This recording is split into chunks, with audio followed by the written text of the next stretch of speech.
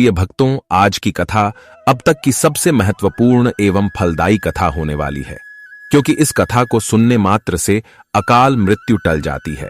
आपको अकाल मृत्यु छू तक नहीं सकती है। बता दें कि बाबा विश्वनाथ के कथा के साथ ही हम एक ऐसी भोलेनाथ की चमत्कारी कथा सुनाने जा रहे हैं जिसे सुनकर आपका रोम रोम शिवमय हो जाएगा। प्रिय भक्तों, आज सावन का दूसरा सोमवार है। ऐसे में इस कथा का महत्व और भी अधिक बढ़ जाता है। महादेव के अमृत रूपी कथा का श्रवण कीजिए और भोलेनाथ सहित माता पार्वती एवं भगवान गणेश की कृपा का पात्र बनिए और स्वयं को सभी पापों से मुक्त कर लीजिए। भगवान शिव की कथा और उनकी महिमा को सुनने वाले, कहने वालों और हुंकार भरने वालों पर महादेव अति प्रसन्न होते हैं। जो फल आप तीर्थ यात्रा करके प्राप्त करते हैं, वह फल इस कथा को श्रवण करने मात्र से ही प्राप्त हो जाता है।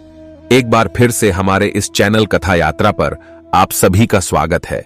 साथ ही आप सभी भक्तों से निवेदन है कि आपने हमारे चैनल को सब्सक्राइब नहीं किया है तो कर लीजिएगा और कमेंट में हर हर महादेव जरूर लिख दीजिएगा। तो चलिए भक्तों, इस पावन कथा के सागर में डुबकी लगाते हुए हम अपने तन मन को पवित्र करते हैं। पौराणिक कथाओं के अनुसार भगवान शिव और माता पार्वती विवाह के बाद से कैलाश पर्वत पर रहने लगे थे। एक दिन माता पार्वती ने कहा कि हे प्राणनाथ, सभी देवी देवताओं की अपने घर है, उस तरह हमारा घर क्यों नहीं है? रावण ने तो लंका को ले लिया, इसीलिए हमको दूसरी जगह के बारे में सोचना चाहिए। शिवजी को देवदास की नगरी काशी बहुत पसंद आई। निकुंभ नामक शिवगण ने भगवान शिव के लिए शांत रहने के लिए काशी को मनुष्य रहित कर दिया।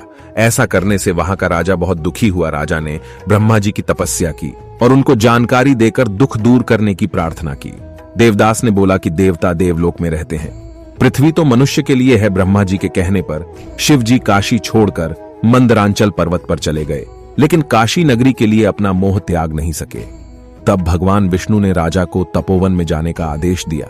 इसके बाद काशी महादेव का स्थायी निवास और यहां आकर भगवान शिव विश्वेश्वर ज्योतिर्लिंग के रूप में स्थापित हो गए। तभी से इन्हें काशी विश्वनाथ कहते हैं। यही है काशी विश्वनाथ की महिमा। दोस्तों, आइए सुनते हैं काशी विश्वनाथ और उनके भक्त की कहानी, जिसे सुनकर हमारा तन मन रोम रोम भक्ति में हो जाएगा। तो चलिए शुरू करते हैं। शिव सृजन है और विनाश भी, शिव मंदिर है और संसार भी, शिव आदि है और अनंत भी। ऊ नमः शिवाय। पौराणिक कथाओं के अनुसार काशी विश्वनाथ मंदिर प्राचीनतम मंदिरों में से एक है। इसका इतिहास हजारों साल पुराना है। इसका जिक्र हिंदू पुराणों में भी मिलता है। शिव के भक्तों के लिए इस मंदिर की दर्शन करना स्वयं भोलेनाथ की कृपा पाने के समान है।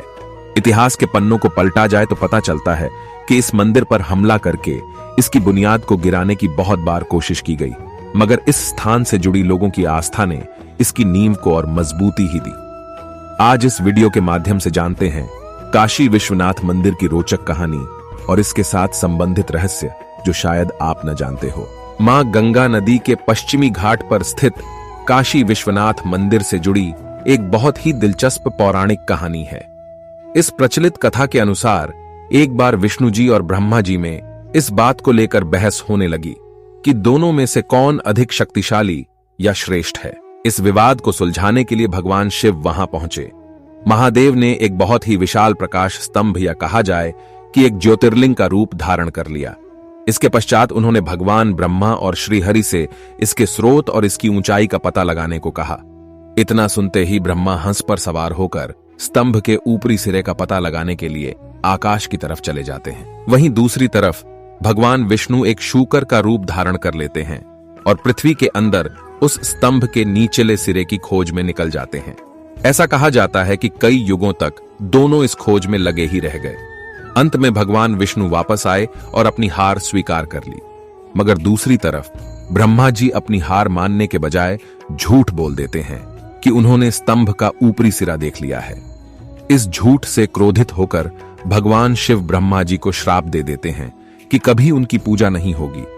शायद यही वजह है कि ब्रह्मा की किसी मंदिर में पूजा नहीं की जाती है। माना जाता है कि इस स्तंभ की वजह से पृथ्वी पर जहां जहां से दिव्य प्रकाश निकला, वो स्थान आगे चलकर वही 12 ज्योतिर्लिंग के रूप में पूजे गए। सभी ज्योतिर्लिंगों की अपनी अलग अलग विशेषता और खासियत है। काशी विश्वनाथ मंदिर 12 ज्योतिर्लिंगों में से एक है। हिंदू धर्म में काशी विश्वनाथ मंदिर का एक विशिष्ट स्थान है। ऐसा माना जाता है कि मात्र एक बार इस मंदिर के दर्शन करने और पवित्र गंगा नदी में डुबकी लगा लेने से मोक्ष की प्राप्ति होती है।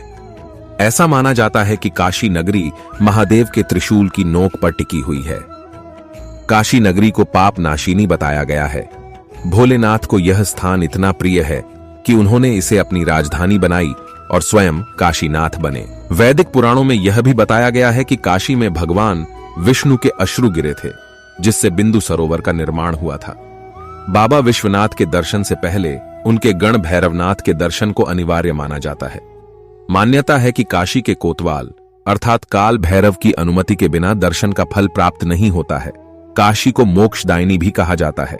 ऐसा इसलिए क्योंकि जो मनुष्य यहाँ शरीर त्यागता है वह सांसारिक बंधनों से मुक्त हो जाता है और उसे मोक्ष की प्राप्ति होती है।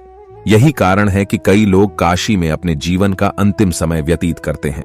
दोस्तों, विश्वनाथ जी के दर्शन और जीवन की कहानी दुनिया के हर धर्म और उनके ग्रंथों में अलग अलग रूपों में विद्यमान है, जो अकथनीय है, जिसे श्रवण करने से ही मनुष्य मोह जाल से मुक्त होकर शिव धाम को प्राप्त कर लेता है। उसे साक्षात भगवान भोलेनाथ का आशीर्वाद मिलेगा। और दोस्तों, यह कहावत तो आपने सुनी होगी कि भगवान भोलेनाथ ने अगर किसी व्यक्ति को आशीर्वाद दे दिया तो उस व्यक्ति का साक्षात काल भी आकर कुछ नहीं बिगाड़ सकता है।